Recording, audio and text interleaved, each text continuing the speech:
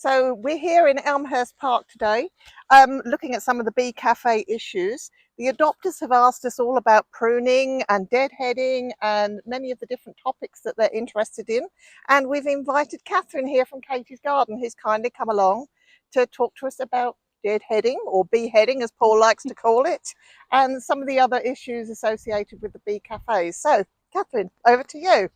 Right, well, of course, watering are very important with the bee cafes. The other big thing is the deadheading, taking off old flowers to encourage new ones to come along. And they kind of fall into a few different categories. There is the deadheading one, which is when you're just taking off individual flowers. You'll just take off one at a time. There is also trimming, but that tends to be more with things like shrubs. It's not generally the sort of things that you're going to have in here. And the other one is the hacking. It's the absolute take everything off at once. But there's a slight rider on that, because these are designed to feed passing pollinators. Sometimes you don't want to do that wholesale, take off everything, because they're going to come expecting a meal and you've taken away all the flowers. So this is where it differs from your garden at home and, yes, and what you might be doing at home. Yes, because people are coming quite regularly to check the watering, they can just do a bit of snipping each time, whereas in sometimes other situations, you might just kind of go, if it's the council, they're going to come once a month, so they're going to really blitz things. But as I said, that's not so great for the pollinators. So from an adopter's point of view, is there any specialist equipment they might need for doing this deadheading, beeheading, trimming, etc.? Not at all. You just want something sharp, basically. I always favour secateurs, but scissors will do fine for anything like this, as long as they're sharp enough. But I just find sometimes it's a bit fiddly trying to get in there. You can also have little fancy snippers as well, but it's basically just anything sharp will do the job. Yeah, that's brilliant. And I believe you brought some plants along with you today so that we could look at some of the individual species and different things that may need doing with them. So do we have them to hand? We do indeed. We have some of these key plants. What about, should we start with salvias? Yeah. The salvias are a really varied family. So we're going to talk about a specific type today. I'll quickly mention this particular planter does have the royal bumble. So yeah, that's with the red flowers. And they have woody growth, so they get cut by half. So that's a different treatment to the Nemorosa type, which is what is in most of the planters. So in fact, there isn't one in this planter, so I've brought one along from Katie's garden. But these are quite different. This is all soft growth. So what we're doing with those, on the whole, is you would just chop the whole lot down. And you would just leave yourself with these tiny bits here. But actually, again, because we are doing these for the bees, I would be looking just to snip off odd bits. Now, an awful lot of flowers, when they're with the spires like this, they start flowering from the bottom and they work their way up. So things like foxgloves, delphiniums, all sorts of things. This is like a miniature version. So once you're down to just a bit of white at the top, we know we've just about run out. That one there has still got a nice lot to it. But these, there's not a lot left. So once you're starting to really run out of it, you're always looking for something to cut to. That's where the growth nodes are, so there's no point if I just chop that off. If I show. That's no good doing that, because that's not going to regrow, that's just going to stay brown, that's just going to be a block to any new growth. You're always looking to there's a side shoot, there's something happening. So on the whole, once that's run out and that flower's finished, there's nothing of any interest there, so that is when you can cut all the way down. So we can take that out. So I said in the garden you would just wait and raise the whole lot down to the ground. This, we will do that little fiddle just to give the bees something to feed on. So as I said, that's where they've finished, and they're quite wide and open. It's a calyx, I think is the word for it. And they've been emptied of anything there. Whereas if we look at the buds here, they are still nice and fat and juicy. We've got that one there. So that is still to come, whereas that, it's opened up. You can kind of almost see inside the empty seed heads. You don't want to let things go to seed, because that's what the plant's aim was for the year. It was going to flower, it was going to get pollinated by our lovely bees, it's going to set seed, it's going to make babies, it's done, it doesn't need to bother doing anything else. Whereas if we keep taking off the old flowers before it can set seed, it's going to keep making flowers. Right, and so we're moving on some of the other plants that you brought with you today, and I understand that is a cosmos, very lush example, if I may say so. So let's go through the deadheading, pruning, and so on and so forth of this. So away you go. So this is one where we will be doing a deadhead. We are just going to take out the individual flowers. It's an annual plant, so it's only 1 year, but they're very good at self-seeding, very good for the bees and for the butterflies. An awful lot of plants, they grow in threes. So you get your main flower and then you get the 2 side shoots coming out. The first one always comes first. So that's what we're looking to cut out here. And again, you're always looking for something to cut to. So if we want to come in close, this is quite obviously one that has gone past its best. But that is a nice flower coming from there. So we're going to trace that down. And we're going to take that out there because that bit is still going strong. But when that finishes, we'll trace that down and we'll see that we've got a bud coming there. We've got a nice young flower there. So when that's gone, we're cutting to that joint. So you're always cutting to something with the cosmos. You can see here, this one where it's just been the flowers snipped off. And because there's no growth nodes, it's not at a join, it just goes brown. So it looks scruffy and it's also a block to any fresh growth. So what we want to do with this, because there's no flowers, there's no buds, is we're going to snip that right out to there. And you just keep tracing through, nothing any good there. And you do sometimes end up going really quite low down, but it really benefits the plant.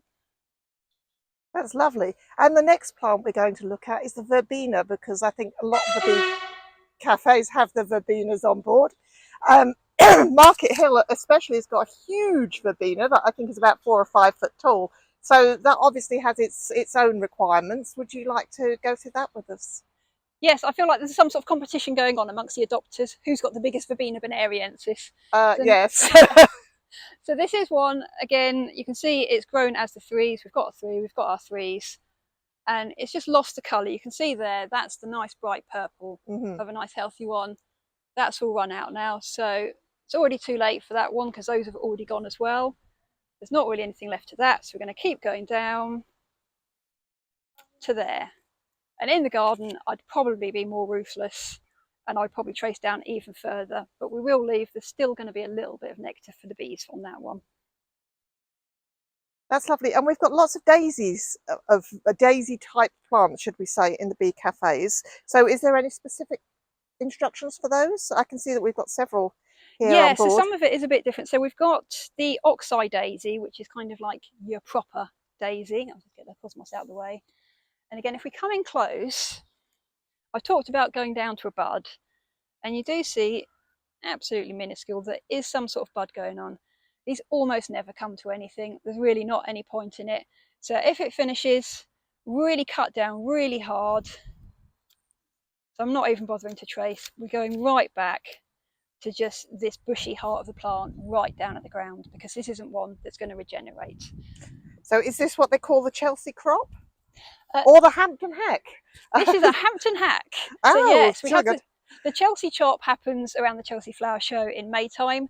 The Hampton Hack is in July, and you'll find in the garden your perennials. July is the time.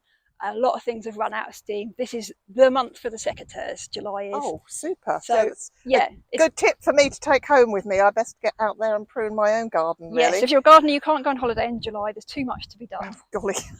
So yeah, we've got the echinacea, the coneflower, and that's one where we would be tracing down to a good bit. And when you're not seeing any promising buds, you're going to go all the way down with it. The erigeron, we've helpfully got 2 different erigerons right next to each other. They are both evergreen, which means they keep the leaves all year round. So they've got this heart.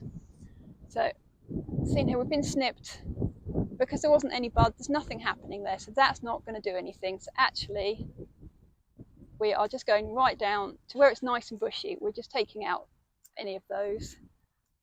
Because we're a bee calf, we're not being ruthless, because that is pretty scruffy, but I would leave that because there's still something for the bees. The other erigeron, which looks much more like the daisies in your lawn, it's the same thing, even though it's quite different leaf. You're going back to the bushy heart of it. So there's no point just trimming off any old flowers. You're really going down back to the bushiness of it. So the other flowers that we've got on board are the poppies, and I can see you brought a very interesting looking yellow poppy here that I originally thought was the Californian poppy, but you tell me is the Icelandic poppy. Yes, they obviously get about. So this is a good example. Sometimes you can't tell what's coming, what's going. We're saying, of course, if you can see brown, that's always a good sign that something's finished. But otherwise, you're looking for juiciness. See, that is really just, it looks coarse, it looks hardened up.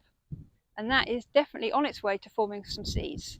Whereas this one, which looks quite peachy, that is just looking nice and juicy. And that is, those are the buds, they're going to come, and those are done. So again, there's nothing of any interest going on this. We're tracing all the way back, and we're taking it down as low as we can go, because we don't want that setting seed at this time of year, because otherwise it's not going to bother flowering again. And cornflowers are one of our other popular plants, and I believe we've got some here somewhere, although I seem to have lost them. What do we do with those ones? So I've bought a perennial one, just basically because it has still got the flowers on it, just if anyone needs a reminder of what it looks like. They're another quite a tricky one to tell, is that come, has that gone? Because the buds really do look very similar, but again, these have got the brown showing, so that shows you that there's nothing of interest on that anymore. This is the proper annual type, and again, these have been saved because they've got the bud, but they're such tiny buds, I don't think they're really going to do anything. So again, we can see where they did just get the flowers snipped, there's been no regrowth, it's just gone brown, it's died off. So rather than having done that, it's much better to just chop all the way right down hard. This one, it might have been too long for it, but I'm going to cut, even though you can't really see the leaves anymore, I always think it's a good idea because that is the growth nodes, that's where plants regrow from. So we'll give that a go. It might stimulate fresh growth from the base, but that is always what you're looking for, something coming back from the bottom again. That's brilliant. So there's lots of information there, and I know we have other plants on board, but I think they're the ones that people have most problems with. Thank you, Catherine, that's great. And I think we're going to move over to our adopters and their specific questions now. Thank you. And we've been joined by some of our adopters today. So welcome to Jennifer, Sue and Sandy. I believe some of you have got questions, and we're all set up with Jennifer to come up with a question that's intrigued her as an adopter.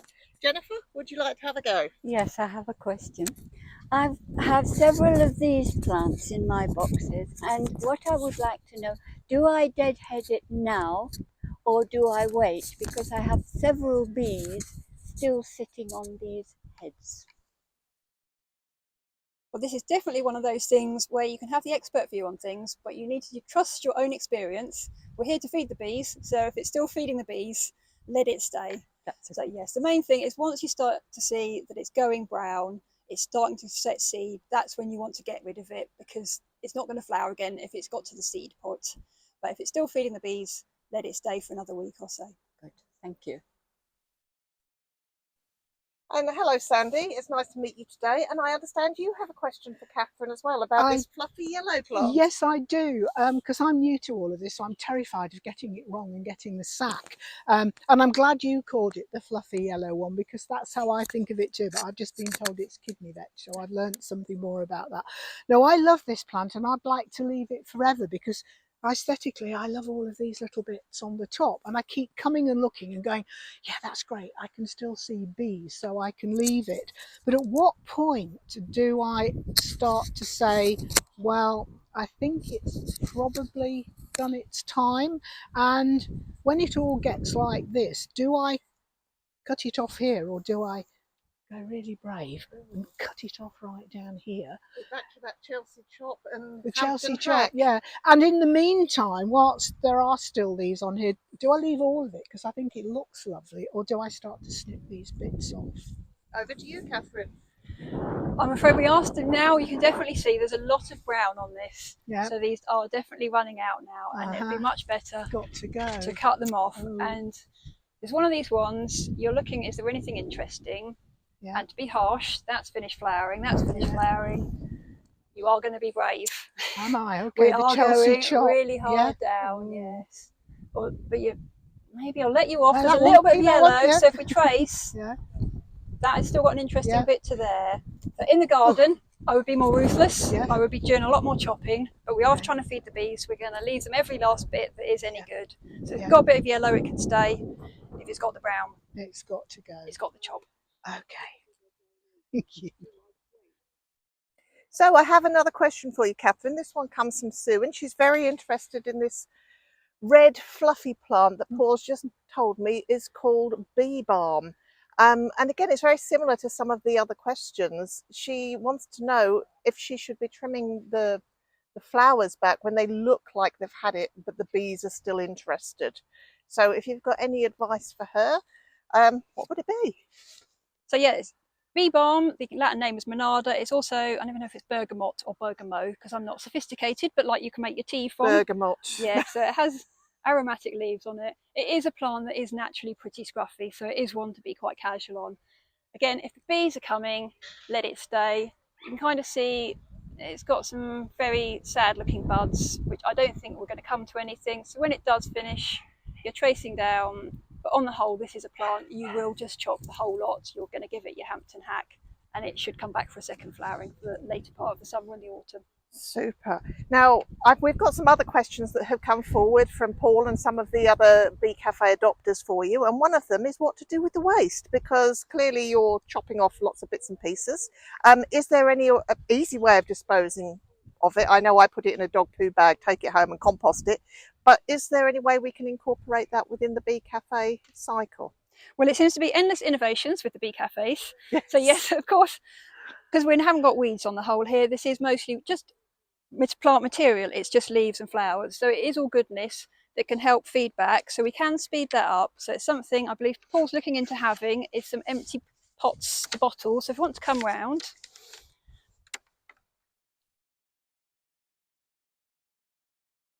So our idea is that each planter is going to have an empty one, and so you can just chop off your bits to help speed things up, if you don't mind spending the time just to do breaking it really up.